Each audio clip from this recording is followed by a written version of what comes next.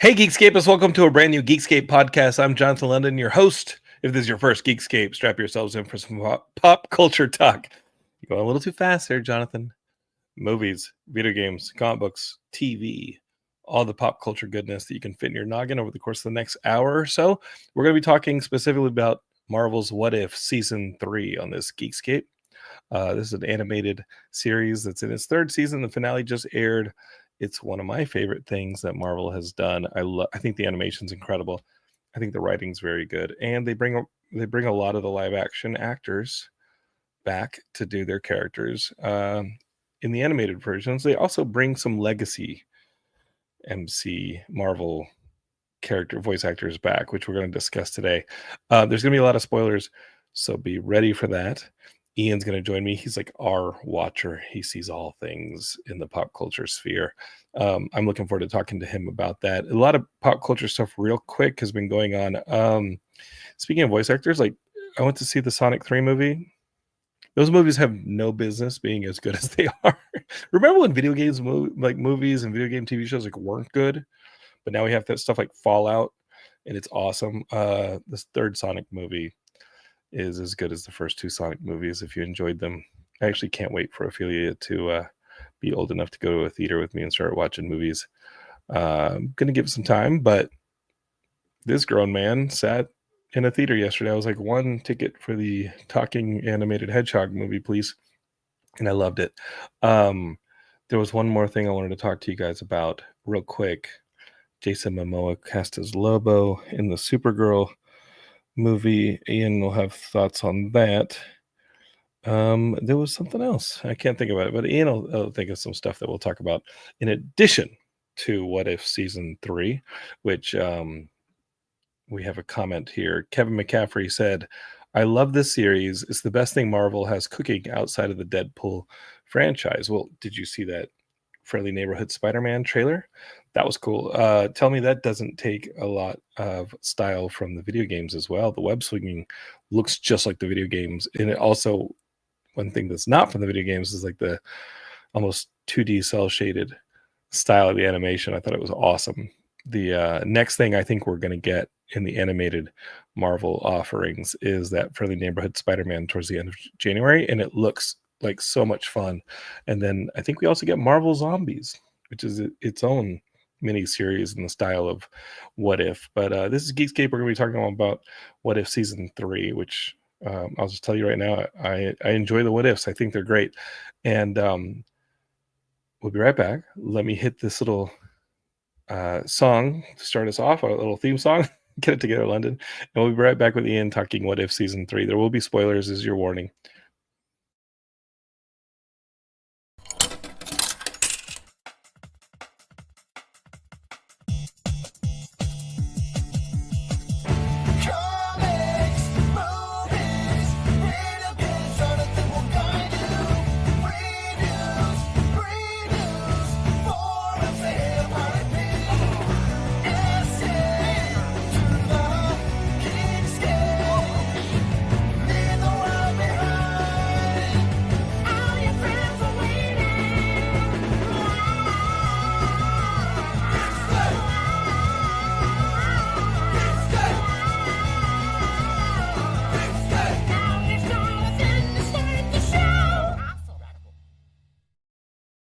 All right, Geekscapists, it's time to start the show. We are talking What If Season 3. It had its finale air yesterday. And I don't remember a whole lot of advertising for this series, but it came out once a day for 8 days. And it finished out the 3 seasons of What If. Speaking of threes, that Sonic 3 was awesome. Jim Carrey playing 2 roles. He just eats all the scenery. If you like those video games as much as I did growing up, you're gonna love these movies. It's as good as the first 2. And I found myself in the theater being like, okay, pop culture trilogies, pound for pound, the quality consistency from like the first to the second to the third. People got to talk about Sonic 3 if they're going to talk about Guardians of the Galaxy or any of these other trilogies. I got to ask Ian if he's seen this. Ian is always talking pop culture and consuming pop culture, more so than me sometimes. So let's take a look. Ian, when are you going to watch these Sonic the Hedgehog movies? Probably sometime after I watch the first two. Dude, they're so much fun. You may not have like. I've never seen them. I think it might be because I'm an adult. No, in fairness, let's listen. I'm the last person to make fun of anyone for embracing the childhood. So I just had to throw that at you. But of course. But in fairness, I didn't grow up with Sonic because I am a bit older than you. You know, so it was never like, oh my god, you know. Listen, I absolutely run, and I always try to explain, you know, to some people, like even when we get critical of some of these things, you know, to whatever extent, you know, we shit on the Sony moves, whatever else, but still. The kid in me is still like, I can't believe some of this stuff, like what we get. It's crazy. But animated, live action, what have you, we get all this stuff realized at a level, even toys. I mean, all the things that we have now. I mean, my wildest dreams as a kid, I couldn't have imagined, you know? Not in a million years. So exciting. Yeah. And Sonic was the first thing that I ever saved and like did chores and mowed lawns and like saved my money for. Like Sonic was it. That was the first thing that was mine. Look, I took my stepson to Mario and I loved Mario. Mario was that was fantastic. So awesome. It was really great. And I'm hoping for the sequels on all those movies, because if they can keep the quality up in the way they've been doing, like can we remember a time when video game movies weren't good? They recently were very not good, and now they're being did you see Borderlands? I did not see Borderlands. Yeah, I heard it wasn't. It dropped on Stars this week, and you know I want to watch it. I meant to see it in the theater, and it came and went so quickly. Well, I was going to say, I think that a lot of the video game quality coming up, like I think that people in Hollywood taking it more seriously. Not only are the people who grew up with video games now in charge, but I think that Kevin Feige and that crew taking comic books that seriously and treating them the way they has educated how video games are treated. And the Borderlands, you saw the marketing, and that's a Guardians of the Galaxy marketing campaign. Totally. Maybe the movie wasn't released in the right time. It was released in August, which, you know, sometimes you're worn out from the blockbusters. And I think it still had to compete with Deadpool Wolverine being dominant at the box office. There were a couple things that got eaten by Deadpool Wolverine. And people wanted to see it, it would have done well. Okay. You know, it looks like it was kind of fun. I mean, I'm sure I'd enjoy it, you know, but it had a little bit of a Fallout look to it to me. Yeah, Fallout was great. Fallout was fantastic. Fallout was great. So there was that. Real quick, I didn't say this in the thread, but I'll just say it publicly on Geekscape, because we're in a thread with you, Christian, Jordan, and I. Jordan's never been on Geekscape. Christian is trying to take over Geekscape. Has Justin ever been on Geekscape? Yeah, Justin's been on to talk about the video games, like the Spider-Man video games and stuff. Right. But Jason Momoa gets cast as Lobo, and his reaction is a thumbs down. Jason Momoa is Lobo. Whose reaction was the thumbs down? In our thread, Justin gave. I shared the Deadline article that Jason Momoa. We're calling him out. Yeah, I am. Like Jason Momoa is cast as Lobo. If you look at the thread, he gives it the Apple emoji thumbs down. He does. And Ian, I didn't want to say anything on the thread because I might as well just call him out to a couple hundred people here. Jason Momoa is Lobo. When he was cast as Aquaman, I was like, okay, maybe it's the Eric Larson of Aquaman. I kind of get that, but like, but like, he's Lobo. Sure. That is who Jason Momoa was supposed to cast. What is Justin about that he just doesn't like Jason Momoa, or fun, or comic accurate casting? It could be any of those things. You know, he's Lobo. Listen, you know, honestly, it's what's interesting to me about it is like, are they going to make generally Jason Momoa? You know, the appeal is, you know, like women like him because, you know, he's attractive. And it's like, I almost feel like as Lobo, it's like, how do you make him less attractive? But maybe not, you know? I mean, Wade Wilson is a scarred up, you know, disease. Ryan Reynolds, and like women are like, I love that Deadpool. I got to tell you, he's funny. Seeing Guy Gardner in the trailer, seeing Mr. Terrific, seeing all this stuff, like James Gunn's just pulling from the pages in a way that we have not seen. By the way, it's insane. Eddie Gathegi as Mr. Terrific, so here for it. Awesome. Yeah. Awesome. And he's a great actor. So, you know, that's exciting to me. Dude, I'm excited about this. Well, we're going to move on to What If Season 3, but Ian, the Absolute Batman and Absolute Wonder Woman. Absolute Superman's one that I did not pick up because I heard it was like, okay, I mean, no, I like it. Dude, Absolute Batman and Absolute Wonder Woman are the shit. They've got me reading DC again. They're really good. They're really, really good. Okay. Well, Ian, I can hear you tapping on your keyboards. You're sending emails. You're doing business. You're doing business right now? Or are you sending memes to Justin right now? No memes. I should be calling Justin out while we're on this. Like, hey, Justin, we're talking about you right here, right now. I love Justin, but Jason Momoa is Lobo. Like, that's a great casting. I like it. I like it a lot. I mean, okay. Yeah, no more thumping on your desk, all right? I can hear that stuff. It's driving me crazy. We're here for one thing. We're here to talk What If Season 3. And we got to talk about this thing. I love What If Season 3. I'm the one that told you, like, dude, you've been ranting about it. Yeah, and honestly, can we just talk real quick about it? I don't understand why, because last season also they dropped this way, like this, like daily. It feels like a burn off, but I don't know. Maybe that worked for them. I don't get it. Not advertised. I mean, if they were going to do that, if it was a burn off, why would you continue with Marvel Zombies in a few months? Why would you continue with That's what I wonder. Were they too far down the line with them? Or do you want to make room for Captain America 4, which is coming up in a couple weeks? Where do you want to put the Disney Marvel advertising? Well, by the way, let's talk about this too. Okay.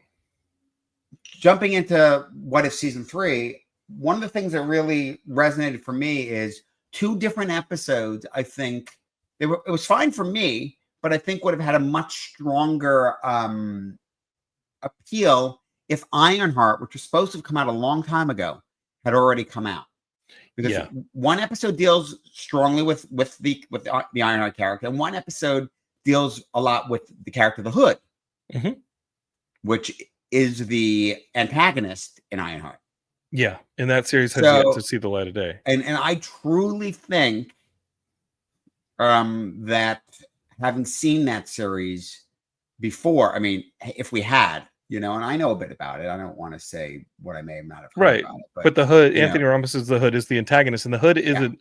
He's like a street level like gangster, like one of the Kingpin's almost a henchman. But he gets this hood, and the Hood allows him to have these powers. The Hood is the actual physical Hood is the character in a way. It gives him powers. Correct. Yes, but recently he actually, even with the Hood, took Ghost Rider's powers for a bit. So you get into a lot of, with the Hood, there's definitely a bunch of demonic stuff going on. Yeah. It's like a deal with the devil kind of thing. I would almost like to see just a story where the Hood takes on Strange's cape. In the same way that Doctor Strange's cape has a mind of its own, is a character in itself. But the Hood it's not a joke. I think that would be a fun little. I mean, if they're gonna make Marvel Pets storylines and like DC Pet storylines, why not have the like, the character costumes, the Hood, the cloak, have them go up against each other? Because when you see the animated Hood in this episode, I think it's a villain. You should pitch that. Okay, I'll do it. I'll do it. Pitch it. You'll write it. Who else? Like, hey guys. So Doctor Strange's cloak, the Hood. I mean, they're obviously arch enemies, right?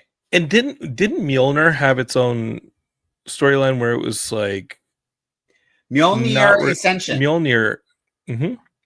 It was not like vibing with Thor for a stretch. It does what it wants to do. Mjolnir Ascension. They Jason Aaron developed the whole notion of Mjolnir being sentient.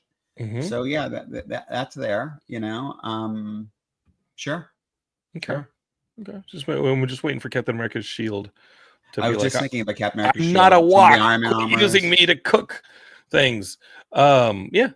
So Ian, can I just say FJ wants me to say on air? Yeah, go for it, please. Okay, because we got a little. Words. So please say on air the following: no Sony Marvel movie can touch the spirit.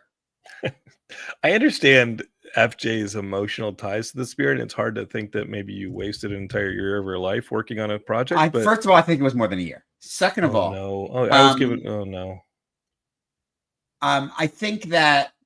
I mean, first of all, he clearly didn't watch the episode because we actually really go off on the spirit in the episode, right? We literally said, that's the thing is we went into it again. Sorry for those of us who actually want us to talk about What If. But the last special we did, we talked about the Sony Marvel movies and specifically Craven. And we went going, all right, screw it, we're going to do this. And we looked at it as, all right, it's the Spirit Part 2. We're going to go in, we're going to have a good time. We had a good time. We didn't hate the movie. We went in thinking it was going to be like a Mystery Science 3000 kind of, we're panning it. And considering we were literally the only two people in the theater, we fully spoke during it. But, it wasn't that kind of experience. Now, What If generally, through all 3 seasons has been generally entertaining. Even episodes that I've gone into going like, oh, do I really care about this? They end up having a surprise.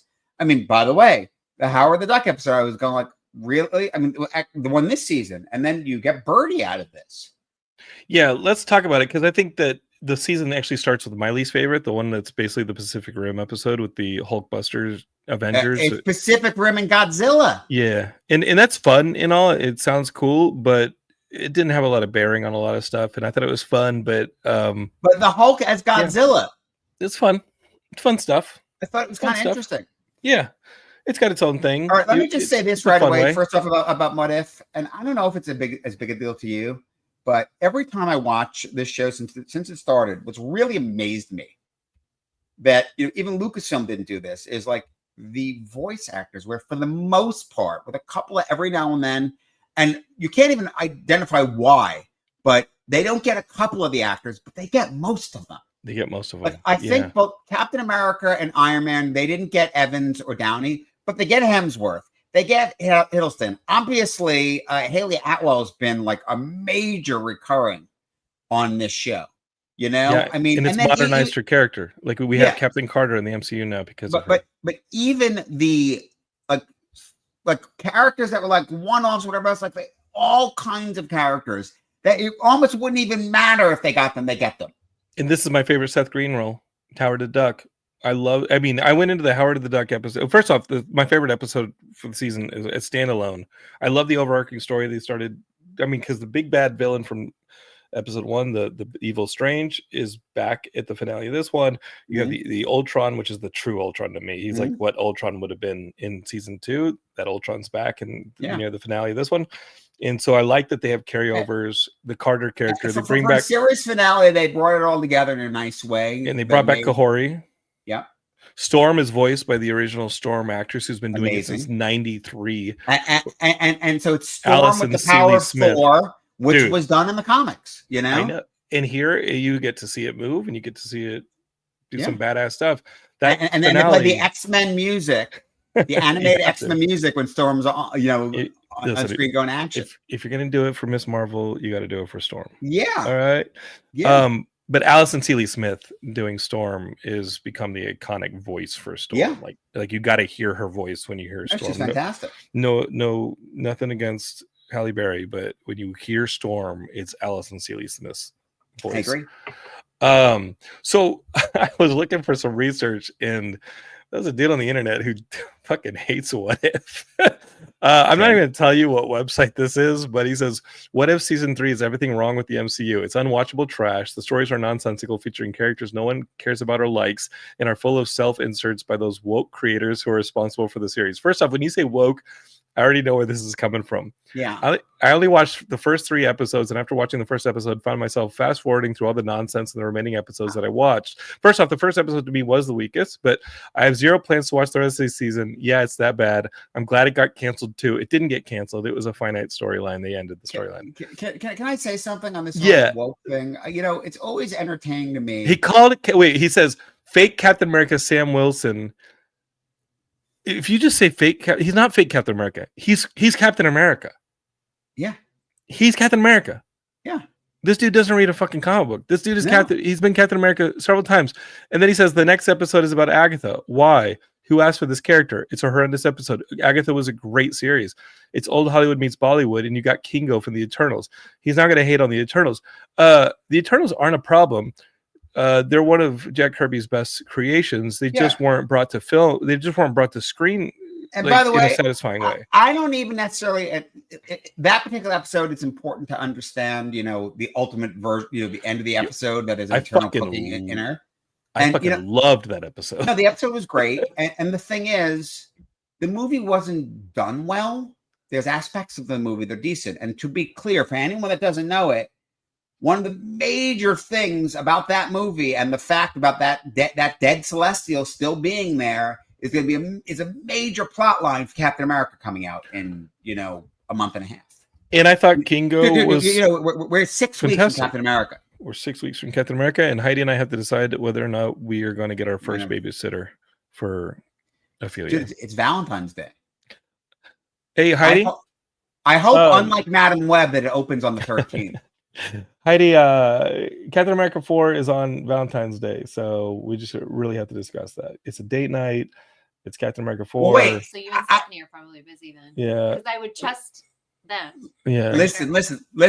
She would trust you guys to babysit, but I think Ian's going to be the one going to the movie with me. So it's a quandary. It's quite the quandary. Here's the trick.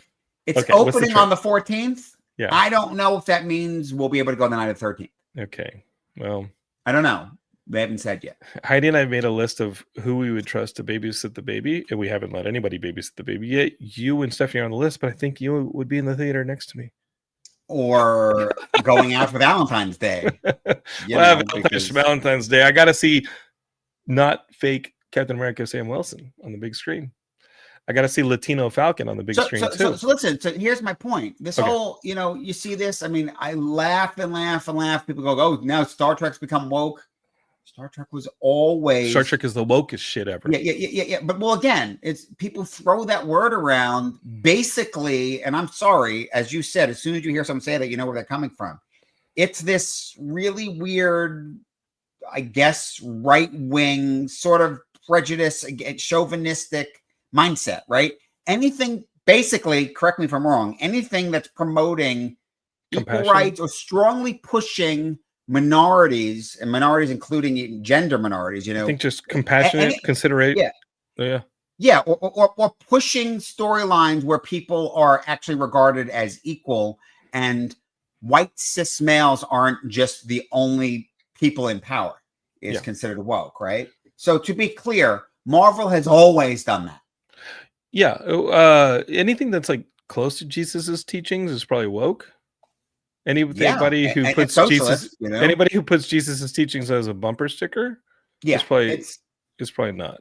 But I was actually explaining yesterday of all times about Star Wars, and talking about the joke of how many memes do you see about people going off, "Oh no, Star Wars is so woke," or this or that, or and like the whole, like stormtroopers, like think about it, Nazis. Like literally, they call the soldiers stormtroopers, which are what the Nazi soldiers were, and even the officers all dressed the way Nazis dressed. Well, that it's not that veiled. That one Nazis Nazi are bad. scene. Remember when it was a given that Nazis were bad? Well, remember those days? Nazis were like, it was uncontestable. The Nazis were bad. Now they're when just did that fucking change? Now they're just uneducated Americans. What's that one scene where he's like, "Are we the baddies?" The Nazi starts realizing, wait, are we the bad guys? And that's kind of been happening in actual politics here with when you have like Elon and Vivek having like the uneducated half of the GOP started attacking them for the H-1B1 visas, and they're like, "Wait, we can do this wrong, but I don't think people are coming to this to watch a political discourse." I'm just saying, it's nice to see. Yeah, I started reading this review that called it unwatchable trash, and the second he starts saying like fake Captain America Sam Wilson, I'm like, this guy's a fucking illiterate racist. No, let's talk about this for a second, because he didn't even bother to finish the season. Don't review it then. Well, listen though. It is interesting that the exiles at this point it's women. Well, I wanted to ask you, Ian, because there's a couple of things that happen in this series, and like Quentin Bailey in the chat says, "I live for Birdie the Duck." The episode I thought was going to be a throwaway, which there were a couple episodes this season that were continuations of episodes last season. If Thor was an only child was one of them, and it had like Party Thor, but in it there was like a throwaway joke where Darcy ends up with Howard the Duck, and now you have an episode where they have an egg that is their baby, and everybody's after it because it was born during a big cosmic event, right? Right. And it has a powerful Convergence, it's the convergence, and now everybody wants it. The collector wants it, the grandmaster wants it, everybody wants it. And you have this, I mean, I actually got stressed out having a baby. I was like, oh my god, everybody's trying to get the baby. Are they going to be able to get the baby? Is the egg going to smash? There's a big chase for the baby, and then you find out the baby has this big power. When the egg hatches, you have this cute baby birdie looking thing. The character's Birdie, but what's important here is what's on the chest of Birdie, the insignia. Yeah, this is the first time in the MCU that we've seen the Star Brand. The Star Brand's an interesting thing because it comes, Marvel did this thing in the 80s, this new universe idea. I mean, they did it, way back when. They've now done it a few times where they said, all right, we're going to do a separate universe. It's different characters, whatever else. Like the Ultimate Universe. That. What's that? Like the Ultimate Universe, right? Yeah, it was long before that. But this was in the 80s, and these were not even tied to our characters. This wasn't like MC2, like in the 80s when they did like Young Avengers and like Mayday Parker. Like this is like MC2 was the 90s. This is right, the 90s. And they're just gonna start a new universe. Wait, no, MC2 was later. Yeah. What I was saying, MC2 was like the 2000s, wasn't it? I think it was 98 or 99 or something. Yeah. But anyway, continue. So anyway, they had some concepts, and then they later decided to just bring into the regular Marvel universe. What were some of the Star Brand into the Avengers? What were some of the characters you got in the 80s? Like, what was it? Because I do remember it was the second Marvel universe, and honestly, I didn't think it was that good, but Star Brand was interesting. Okay, was she part of the team? It wasn't even a she, was it? It was a he. It could be anyone. Okay, so it's like it's almost like a Phoenix Force. Yes, it's a cosmic force, but it chooses a protector of Earth. It's almost like the Earth giving the power kind of thing. So it's a protector thing. That's the Star Brand because it can move along to someone else, and because in Jason Aaron's Avengers he brought the Star Brand into the team, and like the Hulk had a Star Brand at one point, and like all these different characters had Star Brand. You know what it reminded me of? Did you read the Valiant books much? I didn't read a lot of the Valiant books, no. So the Valiant has this idea of a geomancer, which was, so basically it was the protector of Earth that had these mystical powers. It was sort of Valiant's idea of their Sorcerer Supreme. Yeah. And could talk the planet and basically had mystical abilities. And they brought in this idea for a while. What they had the Eternal Warrior was always the protector of the geomancer. But what I thought was really cool with Valiant, because in Valiant, you had the Eternal Warrior who was immortal, but he had two brothers that were immortal. One was a time traveler. Okay. But the other one was just a drunk, Armstrong. And eventually what they said is he becomes Geomancer because he's the Geomancer he always should have been, but he didn't want to do it. Right. Because he's eternal. So instead of like a Geomancer dying, now he's eternal and is the Geomancer. And in DC, you have the Green, which is like Swamp Thing. Yes. And exactly, and that protects the Earth. Yes. But of course, in DC, you have the green, you have the gray, the red. Yeah. Right. So, you have different beings, for different aspects of nature. But in Marvel, the Star Brand is a protector of specifically Earth. Yeah. So that's what they did. That's what Aaron did. And I feel like I compared them. I guess I get rid of it recently, but somebody who did not know what the Star Brand was, I compared it to as a cosmic entity similar to the Phoenix Force, and I was like, okay, that's the Star Brand. In this episode, Birdie is the introduction of the Star Brand to the MCU. I would think that's a big thing. I think that's big. I thought it was cool. And they in Grown Up Birdie, who's introduced in episode 7, you see her as episode 8. They got Natasha Lyonne to voice her. Mm-hmm. And I think Natasha Lyonne even looks like the character. And now she's got these cosmic powers. She can fly ships. She can tinker stuff in Tony Stark level. She can build spaceships. That's all cool. I want to see her in the Doomsday.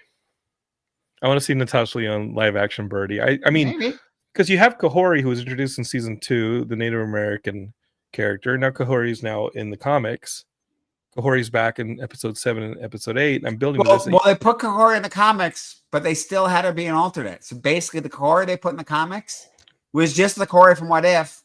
Right. They didn't. When I saw that comic, I was like, "Oh, great! They're putting her into 616," and that's not what they did. They didn't do it. It was part of a Voices line, yeah. Yeah, they acknowledge that they've created her, and look, they could always bring her over, but mind you, Kahori's used to traveling into different universes, so it's fine, and that's what the story was, So she can. I mean, DC just had a little bit of success bringing over a cartoon character into the live action or the cartoon, the comic books. A little character called I don't know, Harley Quinn. Yeah, just do it. Marvel's done it. I think those two characters. Jonathan, Marvel's done it. X-23. X-23. X-Men Evolution. Right. Yeah. X-23 was originally in X-Men Evolution, and now we've seen her in live action Logan, live action Deadpool, Wolverine. Yeah. Well, she went from that to the original NYX. Okay. And then went into, after NYX, they developed her and brought her into the X-Men books, and now she's a major character. And obviously she had her live action in Logan, and then followed up in Deadpool and Wolverine, and presumably we'll see her again. I'd love to. Yeah. I love that character, and in her whole speech in Deadpool Wolverine was the heart of the whole movie. I loved it. So we have those two characters, Kahori, Birdie. Those are what if characters. The other character they bring in is Storm with the God of Thunder powers. The four of them with Captain Carter. And honestly, if I had my biggest complaint prior to that is that not enough X-Men characters in those what ifs, but obviously the MCU and how far are they going to go with it? Well, Ian, they call themselves they don't call themselves the Exiles. The Watchers call them Exiles. Who are the Exiles? Because I see online people are starting to call them the MCU's Exiles. I don't think they're the MCU's Exiles. Yes, they are. The Exiles was a comic, and they did it post Age of Apocalypse with the character named Blink. You're right. And Blink was a character which she could, sort of similar to Kahori with you. She would jump, like teleport. Teleport in space or teleport in space, but then they gave her a device, and they would jump in universes. Okay, and Blink in the Age of Apocalypse, we briefly saw her, but she died in 616. Okay, and then right after that. In Age of Apocalypse, she was actually trained by Sabretooth, who in the Age of Apocalypse was actually an X-Men. Okay. He was actually decent. Never really made sense to me. I didn't see how Xavier dying, and even if it was the 50s or 60s, would have changed them that much. But that's what they said. They basically had Sabretooth acting like Wolverine. Okay. And was decent. It's a bad guy. Yeah. Not exactly a bad guy, but not aligned with the X-Men, but whatever. So Blink then does her own series, The Exiles. She has her own series, and she collects other Marvel characters from different universes that are doomed or ending. And ultimately, they're trying. The overarching story is for them to, they're saving realities and that kind of thing.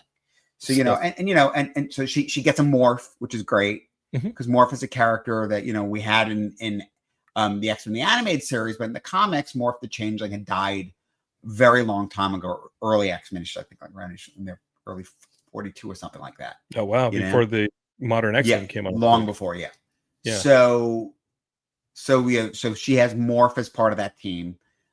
He's a main character on it. For a while, they have a Hercules variant, they have Wolverine variants. They do a lot of different things. The Exiles was a great book. Quentin Bailey says the Exiles had a rolling roster. I imagine there were, quite a few of them. Judd Winnick wrote it. Talus that was a device that helped her jump realities. And Judd Winnick wrote it, who is responsible for the fridging term. I love Judd. Judd's been on Geekscape. That's great. I love Judd. And Judd Winnick actually ran with after Hush, the original Hush. Yeah. Where they teased the idea of Jason Todd being alive as the Red Hood. And then they said, no, it was Tommy. Yeah. Yeah, it was Tommy Elliott. Winnick said, you know what? No, this is a good idea. And he just said, no, we're going to say it was real. We're bringing back Jason Todd. Yeah. Okay, so because the Exiles team, if you define the Exiles team, is a team that jumps realities, you're going to call these four women the Exiles for the MCU. Yeah, that's what they did. Let's do it. Because I only heard the reference given by the Watchers as like a derogatory term, like these Exiles. No, that's the team. Listen, perfect. At the time when it came out, it was Exile spelled with an E, not an X, but there was a strong X-Men, lean because Blink was just this breakout character in Age of Apocalypse who, when that ended, didn't exist anymore. So it was a way to save her and keep her going. Okay, so and now then she brought Morph, so you had a couple of X-Men characters, you know. Now we've got these exiles. Yeah, so interestingly for me, from the get-go, when they did that with Captain Carter, to me that was the exiles. You know, like that they were doing. It was a team, you know. But In you didn't season have one. X-Men characters. Yeah, but you didn't have X-Men characters. Whereas the Exiles as a book felt like it was starting because it was really jumping off of Age of Apocalypse. It was starting out of that X-Men side of the Marvel Universe, even though it brought in other characters too. So now this What If introduces both the Exiles, and we got Starbrand, and it's officially the Exiles because you got an X-Men character, you got Storm, voiced by the Storm. Yeah, that incredible actress. Hearing Alison Seeley Smith do Storm, I can hear that for the rest of my life. She's amazing. Okay, so Ian, in their battle with the Watchers, which I texted you, I was like, holy shit, dude, the finale is just like Kirby-esque cosmic dots. Yeah, it was cool. Celebration. It's a total slugfest for the majority of it. And the Watchers start stripping them from all realities. The Watchers are like, we're not just going to kill you guys for breaking the rules of, like, they first off, they give themselves Watcher powers so that they can not die. Which was cool. I mean, it's cool. You know. And now the Watchers want to kill Uatu, the Watcher that we know from the 616. Did you try to just do the oath and see if you got the powers? I didn't get the powers. I'm not wise enough. And then when they start stripping and killing the 4 exiles in all realities, you start seeing versions of them casting off, right? Like they're killing these versions of them from all these different realities. Which, can I just say, I thought that was cool and visually cool, but it sort of felt like these guys are bitching about like all these things they've done wrong with that. Now they're just going to wipe them around. It's like immediately I'm thinking of, you know, all the, you know, the Loki TV series and, you know, and the idea of pruning, yeah. Like, so you're just going to completely upend reality, right? Yeah. They went from watching to like, no, let's just fuck everything up. Like, I don't give a fuck. And at no point does Loki, who is in the center of all reality, the nexus of realities, which you saw in you know, Monsterverse of Madness or Doctor Strange. Wouldn't it have been great if he stepped in? But that's the other complaint is there's a lack of continuity of that not crossing in at all. I wanted to see the nexus realities. I wanted to see a little bit of Loki involvement because we did see a Loki in these. We saw Ice Loki, which is cool. We saw the Loki that never was Odin's son. That was cool in the Birdie episode. The Howard the Duck episode. It also would have been cool to see Man-Thing. Be like, yo, I'm in the nexus of our realities. What's going on here? Yeah. So here, I've got a list of all the different variants that we saw of Captain Carter when the Executioner was. Okay, look, we got a Black Knight version of Peggy Carter. We got a Sabretooth version. I saw the Elektra version. I saw a Deathlock version. Yeah. And an Asgardian version. When Storm gets stripped, there's a Black Panther variant of her. I noticed that. Birdie got a Nova Corps. I noticed a Nova Corps Birdie. And a cartoon Birdie that looks a lot like her dad. Or looks like Donald Duck. Kahori had some awesome ones. She had an Apocalypse one, and a Western one, and a Captain America. And then you saw her in a X-Men costume, which looked like a New Mutants costume to me. Yeah, and then it was awesome. It was the yellow and blue. And then another Kahori variant can be spotted in the episode, which looks like Cloak, because it has the stripes with the cosmic black with the blue. And then in the final moments, you got some really crazy ones, and you saw them start to zoom towards camera faster and faster. Yeah, the first one you see is the 6-armed Spider-Man. That's in the comics. That's great. Samurai Ghost Rider, like Robbie Reyes. You saw Punisher Riri Williams. So it's the first time we've seen the Punisher that's not. And again, like, to me, they pushed Riri Williams pretty hard in this season as if they expected us to already be really familiar with her, not the little appearance in Black Panther 2. Yeah. You know? No, Ironheart should have come out in 2024. It would have helped us. And let's be real. And I mean, the expectation is you get that show and they're leading to Young Avengers. Or they'll probably call it Champions, but it's happening. Right. I would expect it to be a movie, not a TV show. And, you know, listen, this is the problem that Marvel has. And we've said this before. So Marvel's, I don't know. The shows should work to give you background on stuff for movies you already want. So don't do that. And I don't don't know that it's working like that. Smacking the table. When you smack the table. Okay. So Ian, I'm going to keep going. Gamora in a wedding dress. Okay. Blade serving as Moon Knight. Mm-hmm. Weapon X Thanos is one that the internet went crazy with. Did you catch that one? I didn't catch that one. It was Thanos in the Weapon X helmet with the claws. Okay, we saw Kingo wearing. I can't even imagine what that is. But okay. It was hilarious. It's in there. It's the one I caught. I was like, I saw Kingo wearing an Iron Man suit. Yeah, an amalgamation of Miss Marvel and Wasp. Yeah, Sorcerer Supreme Maestro. Amalgamation of Howard the Duck and Scarlet Witch. That was basically Howard the Duck wearing Scarlet Witch's like headdress. Yeah. Dragon Warrior Hawkeye, Silver Surfer Jubilee. I caught that. That was a weird. Skrull with Captain America costume and Wakandan shield. I saw that one also. Cersei and Dane Whitman dancing together. That's an cool. Eternals shout out. Yeah. Deadpool with massive guns, more massive than he already uses. Star-Lord is Shang-Chi. Loki is a sheriff in an unspecified Doctor Strange variant. Yeah, it's cool. Yeah, the six-armed Spider-Man was one where I'm like, right out of the comics, right out of the animated series. Well, we got it. It's an Amazing Spider-Man 101, right? I loved it. So people hating on the What If, I got to tell you, it's a total celebration of us as fans reading comics all our entire life and seeing all these different versions. And some we may see in the MCU again. I mean, again, I'd like to see Birdie. I'd love to see Kahori in the actual comics, in the actual 616, and then also in the MCU somehow, because it's a good character. And we're going to have some real multiversal jumping around with Doomsday. Look, Captain Carter's coming back. My biggest disappointment in the episode is I hated the idea of, like, I didn't quite get, why did she have to be sacrificed?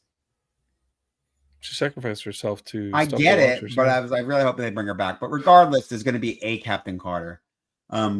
Yes, she's already been cast for Doomsday, right? Yeah. What I think it's going to be, and I haven't heard this, what I think it's going to be, I think they're going to. It's going to be like Chris Evans, Captain America as a nomad. I think it's going to be either he's already put the stones back or he's about to put the stones back, something like that. He's still young, and they grab him and her. Oh, so she's young also. Yeah. So it's not going to, I could be wrong. I don't think it's going to be her with the super soldier serum. I think it's going to be Peggy Carter with him. Right.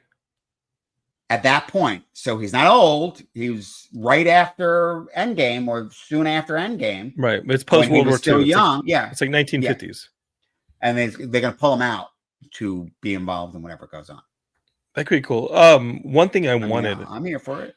When you see like her shield, which got snapped in this episode, and it gets reconstituted, and there's a power going through it. I know it never would have happened. I wanted to see it as she went into the light. I wanted to see it form into a tower. I wanted it to actually become Captain Britain's tower of the multiverse. Because the Captain Britain's core is also like a multiverse. But she's not Captain Britain.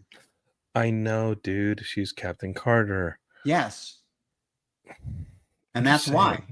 Well, by the way, that's why she's Captain Carter and she's not, Steve was Captain America, but she's not Captain Britain, or Captain England, because Captain Britain's a different thing. Do you have to pay Alan Moore for it? No. I mean, he's not happy about that, but no. He's not happy about that. Alan Moore created Captain Britain for the pages of the British publications of Marvel Comics, and he got brought over. He became part of an X-Men group himself. Well, ultimately in Excalibur. I mean, he was in, I think the first regular Marvel appearance was Marvel Team Up. I want to say 65. In his Silex brother, he is in charge of the Captain Britain Corps, which is in a tower in the center of realities, which Jason Aaron also threw into his storyline for the Avengers, and they're in charge of policing the realities. So a lot of multiversal stuff. Yeah, a lot of stuff going on. I did want to see that tower, though. I did want to see the nexus of all realities. I wanted to see Man-Thing. No, there was definitely a couple of places where, but look, it's the MCU. It's not the comics. So they didn't do everything they could have done, but they did quite a lot. You happy with it? Yeah, it's very entertaining.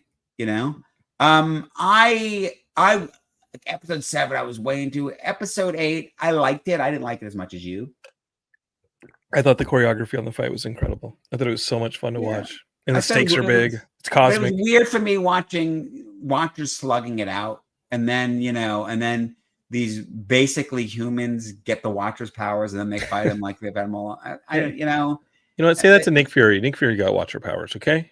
Yeah, it just didn't ring as true for me. And as you said, every time we keep expecting, Cosmic Loki. It's the same thing at Deadpool Wolverine. Cosmic Loki doesn't show up, God Loki.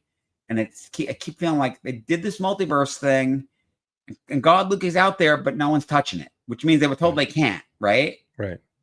And it seems a little weird to me. Are we going to see God Loki in... That's the question, right? Not Fantastic Four, but in Doomsday? Secret War? Or Secret, I don't know. Okay. You would expect so. Okay. Right? Somebody's got to put some order to this whole multiverse thing, Ian. I think so. If it's not going to be you, who's going to be? It's not going to be me. Okay. We're going to see... listen, maybe if I take that watcher oath, I can do something about it. I just want to see Werewolf by Night again, too. Well, by the way, it's the other complaint. It's like, so they just take an oath. Like, there's nothing other than them saying the words and they just get the powers. Yeah. I mean, they just have to know the right words, right? They're not small, potent. Where's the power coming from? That saying the words gives it to you. The Watchtower.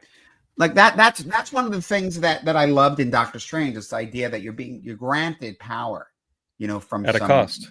Yes, and there does need to be a cost, and it's coming from somewhere, and their power is being granted from someone. Then who's above it? That's what was kind of cool at the end of the show, and what they say about Peggy being gone is like that maybe there is something that they don't even know about beyond. You know, so they're introducing the Beyonder. Yeah. And there was a visual cue. No, there was a visual cue. Well, by the way, the idea of the Beyonder is that Beyonder is power even beyond the universe, right? Mm-hmm. But there was a visual cue at the end there of the Watcher with Eternity, right? You caught that? Yeah. They didn't say it, but visually they represented it. So that was interesting to me. We've seen Eternity in versions of this MCU, right? Yeah. There was a glimpse of Eternity in Thor 4, was there not? Yes. Yeah, so we've seen versions of Eternity. And then when that one Watcher, the Executioner, was like spinning his head, he looked like, what's the name of that one cosmic entity with the three Living faces? Tribunal. The Living Tribunal. I was like, oh, this is cool. That stuff I love. I love the Kirby cosmic stuff, which is why I'm an Eternals fan. I love the Eternals. I wish they were better represented in the MCU, but having Kingo in this season, having the Eternals at least shot up. And they referenced all the others. I thought it was great, and I'm into that stuff. So, and again, they got Kumano Jani. I mean, like, it's crazy that they get all these people for the shows. Does Marvel Zombies tie into the What If, or is it its own thing? Is it spin-off from What If?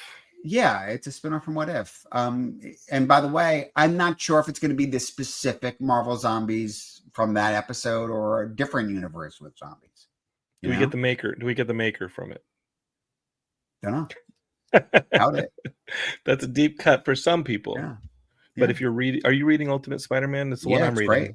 Ultimate Spider-Man. I'm not reading all the Ultimates because I couldn't hang with some of that stuff. But the Ultimate Spider-Man, X-Men seems pointless. Yes, like it's kind of like out there and whatever. I'm sorry. You should be reading the Ultimates though. But listen.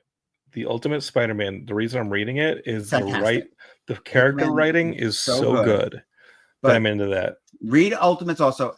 Ultimate Black Panther, I'm liking, and I do see where it will tie in. I read a couple issues of both of those. Yeah, but Ultimate X-Men, I'm like, I don't even want this. Just seems like it's fun for the art. The art's good. The art's interesting. Peach Mamoka, whatever. I don't know. I got to tell you, Ian, beyond the absolute Batman, absolute Wonder Woman that I'm enjoying, and I know you liked Absolute Spider-Man. He's like a cyberpunk type thing, or Absolute Superman. Joshua Williamson's G.I. Joe. 2 issues out. I'm behind. Issue 2 just came out, so you're not. But I'm behind a couple of months on all the Energon Universe stuff. I've actually really been enjoying it, but I got behind reading, so I got. Question before we wrap it has nothing to do with What If, but Kirkman was part of the think tank that was brought in to Paramount to kind of think about what the future of the Transformers and Hasbro properties, and it never saw fruition in the films. But that was the idea, was to create like a Marvel universe type thing, MCU connected universe, but with Hasbro and Paramount properties. I mean, and supposedly there were some other big names with Kirkman. Is that all we're seeing now?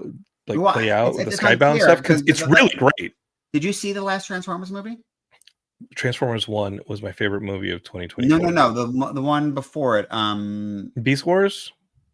Yeah. It wasn't Beast Wars. Yeah, the Beast Wars? Rise of the Beasts. Right, yeah. So the end of that sets up G.I. Joe in it. I saw that. But it was never going to happen. I don't think it's going anywhere, but they did try. But I got to tell you, Ian, Transformers 1 was awesome. I need to watch it. I hear it's great. It's so great. It was one of my favorites of last year, if not my favorite, along with the Sonic 3. All right. Just like in the kids stuff. People are like, what did you think of these Oscar contenders? And I'm like, it ain't my Oscar contenders. My Oscar contender is Transformers 1, Sonic 3, right there. I don't know which one wins. Wolverine, the Deadpool. Right. Wolverine and the Deadpool. Those ones. Those are my 3 Oscar picks right there.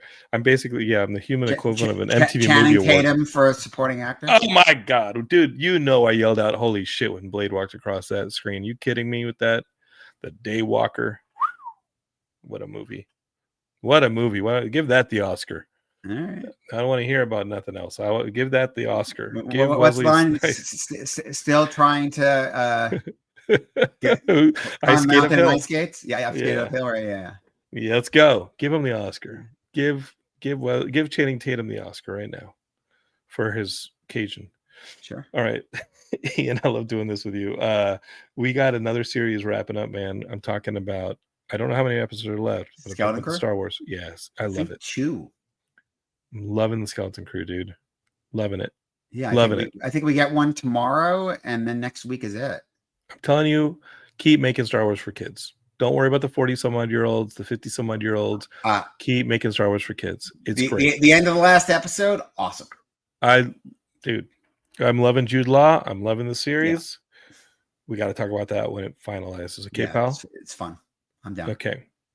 And then we got a little thing called Captain America Brave New World. 6 weeks, right? I wish it was 4. Okay. Yeah, I think it's 6. I love this stuff. All right. I might even look at a calendar, but I feel like that's about right? Okay. Yeah, I mean, search your heart. I think it's 6 weeks from Friday. All right. Love you, man. Geekscape, we have conversations like this all the time. Like this last episode, if you go back on the feed, you're going to see the Craven episode where we talk about we ranked the 6 Sony movies for our friend FJ. And let me tell you, I'm going to go ahead and extend the 6 Sony movies to 7. And I'm going to put The Spirit at number 7. I don't think The Spirit was ever Marvel. Dude, the second I walked out of The Spirit, I wanted to never think about The Spirit again, but I've thought about the other 6 Marvel movies from Sony since. So, like, The Spirit is just a movie I forget for years happened until FJ messages me and says something about it, or I go to a bad movie with you, and you're like, remember? It's like that time we saw The Spirit. Yeah, man. And I love Will Eisner's creation, and I wish he got a better at bat on screen, and maybe he will again soon. But I think The Spirit is when you told me, Ian, stop putting butter on the popcorn. Yeah. And I've been much healthier since. And the reason he was doing that was because he was trying to kill himself, so you never had to watch The Spirit. Much healthier ever since then. So Geekscape is, if you can't find original Will Eisner and The Spirit stuff, which you should just go out and find it, the Darwin Cook stuff is fantastic too. Yep. The character is phenomenal. Don't under any circumstances though watch the feature film. Okay, I mean, you could. It's Gabriel Mocked, maybe I love Gabriel Mocked. Maybe you like The Suits. Go watch The Suits. Watch The Suits. There's plenty of great stuff you can watch with Gabriel Mocked. Yeah, I don't know about that one though. All right, unless you have Ian pouring butter on his face next to you. Fairness. Geekscape, subscribe, share with your friends, all that. We'll see you next Geekscape. All right, maybe it's a conversation, maybe it's another review. I don't know yet. We'll figure it out. It'll be in 2025, the future. Dum, dum, dum. Dun, dun, dun. Peace, everybody. And it says, good show, end your year treat, man. Thanks, Quentin Bailey. I'm going to end this episode as well. Peace, everybody. Don't hate, create. Bye. Bye.